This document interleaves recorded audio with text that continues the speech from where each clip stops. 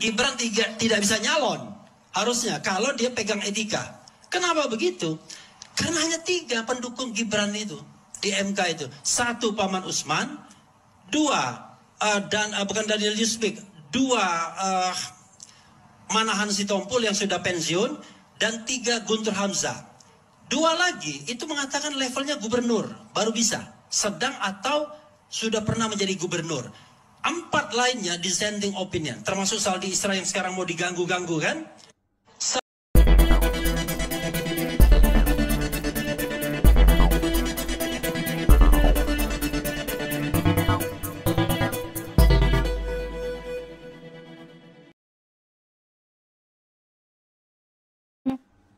Saya ingin menekankan bahwa kita semuanya, termasuk teman-teman jurnalis, juga jangan terkunci oleh cywarnya para advokat di MK yang mulai mengatakan nggak mungkin KPU segera pemilu ulang. Kalau saya kalau bicara keadilan substantif itu, janganlah kita dikerangkeng duluan oleh asumsi-asumsi. Kita bicara bukan 6 minggu, bukan 6 hari loh teman-teman, 6 bulan lagi kok, 20 Oktober. Nggak ada yang mau presiden diperpanjang, nggak ada. Tetap 20 Oktober kita akan melantik presiden baru. 6 bulan itu waktu yang cukup.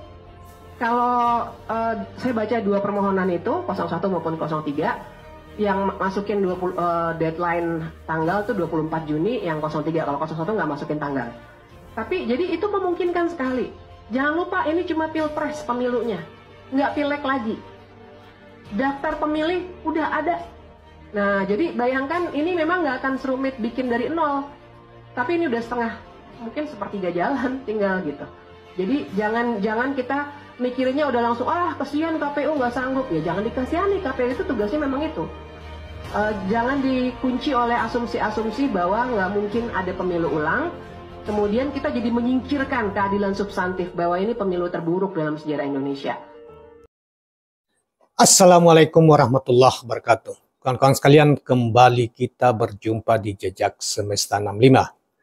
Saudara sekalian, pada kesempatan yang baik ini saya berharap bahwa kita semua dalam keadaan sehat walafiat, selalu dalam lindungan Tuhan yang Maha Kuasa. Kawan-kawan sekalian, hari-hari ini kita menyaksikan begitu banyak, terutama setelah Pilpres 14 Februari 2024, pemilu, dan kemudian terutama Pilpres, yang dianggap begitu banyak bermasalah yang timbul sepanjang pemilu Republik Indonesia berlangsung dalam sejarah Republik Indonesia. Ada yang mengatakan bahwa pemilu kali ini adalah pemilu yang paling brutal sepanjang pemilu pasca Orde Baru. Ya, bahkan di zaman Orde Baru pun tidak sebrutal ini, securang ini katanya, karena terutama keterlibatan cawe-cawe Presiden Jokowi yang sekaligus juga mengkonsolidasikan pemberian bansos sampai dirapel yang sebelumnya tidak pernah terjadi, bahkan alokasi dananya pun dipertanyakan banyak pihak, terutama dipertanyakan oleh pihak-pihak yang pro Paslon 01 maupun Paslon 02, yaitu Anies Baswedan, Muhaimin Iskandar, dan Ganjar Mahfud MD, khususnya para ahli-ahli, para pengamat politik, ahli hukum tata negara, ahli hukum pidana, maupun ahli-ahli yang lain, termasuk juga dari kalangan masyarakat luas. Walaupun demikian di kalangan Prabowo Subianto, sekalipun problematik misalnya lolosnya Gibran dalam merubah dalam putusan nomor 90 tahun 2023, Mahkamah Konstitusi itu dianggap problematik, bahasa Yusril Iza Mahendranya. Karena itu dia pernah mengatakan jika dia dalam posisi Gibran maka dia tidak akan maju sebagai cawapres, karena terlalu banyak problem. Dan ternyata benar kan, gugatan-gugatan Mahkamah Konstitusi ini juga seperti itu oleh Paslon 1 maupun Paslon 2 menginginkan adanya dengan begitu banyaknya tidak fairness, mengabaikan kejujuran maupun fairness, di mana KPU dan Bawaslu sudah juga dianggap bagian dari persekongkolan tanda petik dengan rejim untuk menangkan Paslon 02. Maka mereka menuntut adanya pemilihan ulang, dan hari-hari ini lagi ramai karena pada tanggal 22 rencana jadwal putusan Mahkamah Konstitusi, dan begitu banyak setidaknya di kalangan para pendukung 40-an juta orang Anies Baswedan, Muhaimin Iskandar, dan hampir 30 juta orang di pihak Ganjar Mahfud ini menginginkan adanya pemilihan ulang karena dilihat dari begitu banyaknya kecurangan mulai dari awal, ya, merubah undang-undang demi Gibran dan sebagainya, dianggap kemudian terbukti bahwa Ketua Mahkamah Konstitusinya diganti karena dianggap melanggar etika berat dan kini juga tidak dilibatkan dalam proses penanganan sengketa pilpres bahkan pilkada yang akan datang. Nah, saudara sekalian, yang menarik, ada pernyataan keras dari, walaupun ini berafiliasi dukung karena menegakkan afiliasi hukum kepada Anies Baswedan seperti Profesor siapa namanya, Refli Harun, yang mengatakan sejak awal tidak dimungkinkan Gibran itu lolos karena melanggar aturan dan lain sebagainya, pelanggaran terhadap hukum, etika dan lain sebagainya. Yaitu kemudian dilanjutkan baik di Mahkamah Agung, Mahkamah Konstitusi maupun kemudian dilanjutkan di KPU dan Bawaslu diam 1000 bahasa. Satu. Yang kedua, dalam kaitannya dengan ini Dr. Bivitri Susanti, saya seorang ahli hukum tata negara juga, saya kira pemerhati sosial politik di negeri kita, seorang yang saya kira cukup cerdas sejak muda, telah juga banyak melakukan studi-studi tentang otonomi daerah, ya. Kemudian hari-hari ini seiring waktu dia cukup vokal, bahkan dia termasuk yang setuju bahwa perlu pemilu ulang dalam rangka menjamin pemilu yang jujur, terbuka, adil bagi seluruh rakyat Indonesia, dan tentunya kepada mereka yang pemenang keluar sebagai pemenang dalam pilpres itu, mereka terhormat, saudara sekalian. Ya, saudara, seperti Dr. Bivitri Susanti itu tegas mengatakan bahwa tidak ada alasan untuk tidak melakukan, alasan bahwa tidak mungkin KPU membantah opini yang diinikan atau digulirkan oleh Paslon 02, Prabowo Gibran, yang mengatakan tidak mungkin, kasihan KPU-nya, masa dia mau bisa melakukan pemilu dalam waktu yang singkat. Bivitri membantah itu semua karena waktu, menurut Bivitri, hitungan mereka, Bivitri, kalau Mahkamah Konstitusi itu memutuskan bahwa pemilu ini terlalu banyak masalahnya sehingga perlu ada pilpres ulang, khusus pilpres ya, maka waktu masih sangat tersedia panjang, sekitar 6 bulan lagi, dan ini hanya pilpres saja, tidak ada embel-embel, dan ini hanya voting, pemilihan ulang, tidak ada proses dari awal gitu. Nah, terkecuali kalau misalnya Gibran itu didiskualifikasi, kemudian Prabowo diberi kesempatan untuk memilih ulang, mengajukan ulang cawapresnya dengan sebelum terjadi election atau pemilihan ulang itu. Nah, sehingga tidak ada alasan seperti itu, waktu dan kemudian mengasihi ke KPU, memang itu tugasnya, kata Bivitri Susanti.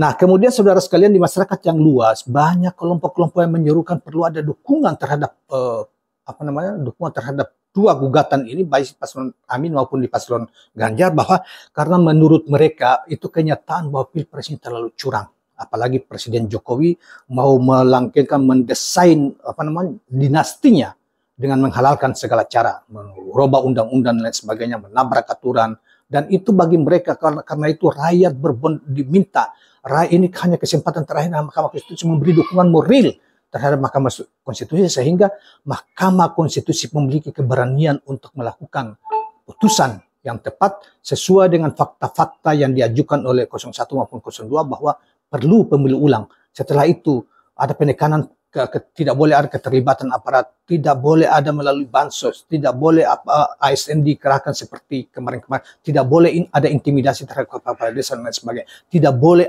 money politik secara masif seperti yang dilakukan pada pemilu kemarin.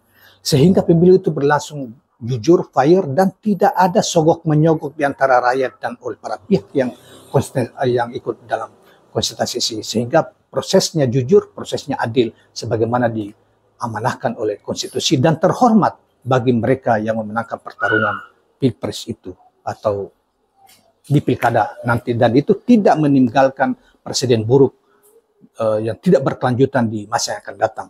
Oleh karena itu, kalau MK menurut masyarakat luas yang kemudian saling mengajak untuk nanti turun ke jalan menyuarakan aspirasi mereka dan meminta Mahkamah Konstitusi merespon apa yang disuarakan oleh mereka, diaspirasikan oleh masyarakat luas, termasuk juga kedua paslon ini, sesuai dengan fakta-fakta yang terjadi, maka diharapkan Mahkamah Konstitusi memberi dukungan, memberi putusan yang rasional dan bisa memberi efek jerah bagi untuk perbaikan kehidupan demokrasi, kehidupan hukum kita, kehidupan bangsa dan negara, dan untuk demokrasi yang lebih baik. Tidak KKN sebagaimana juga di larangan tentang KKN itu salah satu agenda di dalam gerakan reformasi 99 yang lalu, yang kini kemudian menurut mereka dirusak oleh Presiden Jokowi. Nah, saudara sekalian, marilah kita dengarkan penjelasan Refli Harun, Bivitri Susanti maupun semangat kelompok masyarakat yang kira-kira hari ini juga turun besar-besaran di seputar Tugu Monas itu, di Patung Kuda, untuk di Mahkamah Konstitusi untuk memberi dukungan terhadap Mahkamah Konstitusi, bahwa mereka tidak boleh takut, tapi mereka di tangan mereka lah harapan perbaikan bangsa Indonesia ke depan dititipkan. Nah, kemudian hari ini juga saudara sekalian, serupanya ada surat terbuka dari Megawati Soekarno Putri terhadap sahabat pengadilan, yaitu ke Mahkamah Konstitusi. Sebelumnya kan dia sudah pidato bahwa dia meningkatkan, meminta supaya hakim-hakim Mahkamah Konstitusi itu konsisten dengan menjadi hakim-hakim negarawanan, menyelamatkan bangsa ini dari kerusakan yang ditimbulkan oleh rejim Jokowi. Tipu menipu seakan biasa di dalam konteks politik di masa rejim Jokowi, dan itu dipraktekkan langsung oleh Jokowi dan keluarganya, dan itu dianggap yang lumrah, sehingga hal itu perlu dibersihkan wajah politik kita di masa yang akan datang. Setidaknya itu yang ada juga dipesankan oleh Megawati pada Mahkamah Konstitusi, hakim-hakim Mahkamah Konstitusi, dan tulisan yang dimuat di Kompas. Kemudian hari ini juga mengirim surat terbuka kepada Mahkamah Konstitusi yang disebut dengan sahabat pengadilan, yang diantarkan oleh Sekjen PDIP maupun tim hukumnya Ganjar, ketua tim hukum dan lain sebagainya, Ganjar Mahfud, yang dalam hal ini adalah Dr. Mulia Lubis dan kawan-kawan. Terima kasih kawan-kawan sekalian. Coba kita akan hadirkan video-video yang kita, termasuk dari Bivitri Susanti, kemudian dari masyarakat, kemudian termasuk yang terakhirnya surat terbuka dari Megawati Soekarno Putri. Selamat menonton. Jangan lupa subscribe, like, dan share channel ini. Assalamualaikum warahmatullahi wabarakatuh. Alhamdulillah, sahabat-sahabat Indonesia Gemilang di mana saja berada. Kita DPP Indonesia Gemilang di Jakarta malam ini bersama atau membersamai Front Penegak Daulat Rakyat. Kita ada di gedung MK, betul ya? Betul. Nah, kita ada di sini karena kita ingin ikut menegakkan kebenaran dan keadilan. Kita menuntut agar hakim MK betul-betul mengambil keputusan yang adil, mendiskualifikasi 02. Kenapa? Karena pencalonan mereka jelas-jelas melanggar hukum, melanggar konstitusi, dan melanggar etika. Nah, karena itu teman-teman dari Indonesia Gemilang, DPD seluruh Indonesia, mari kita dukung perjuangan ini. Nanti tanggal 19 April dan 22 April kita akan aksi lagi sama-sama di sini. Jadi ada Pak Ketua DPD Kabupaten Bogor, ada DPD Jakarta Barat, dan juga ada Jakarta Selatan, Jakarta Timur, semuanya kumpul.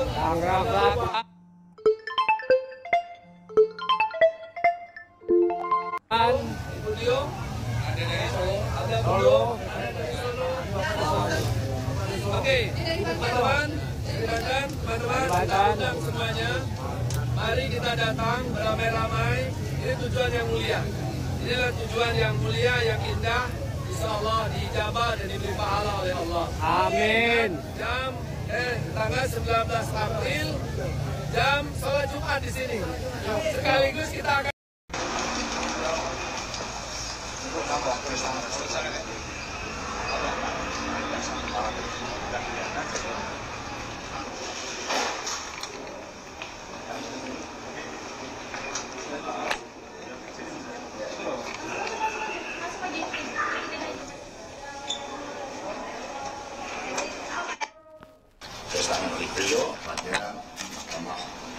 Konstitusi. Terima kasih. Baik, terima kasih Pak. Saya Immanuel Hutasoy, kami mewakili Biro Humas dan Protokol. Kami terima surat dari Ibu Megawati Soekarno Putri yang diwakilkan langsung oleh Pak Hasto Kristianto selaku penerima surat kuasa, Dan kami akan pastikan surat ini akan diterima langsung oleh Bapak Ketua Mahkamah Konstitusi siang hari ini juga. Terima kasih. Oh iya, terima kasih. Terima kasih.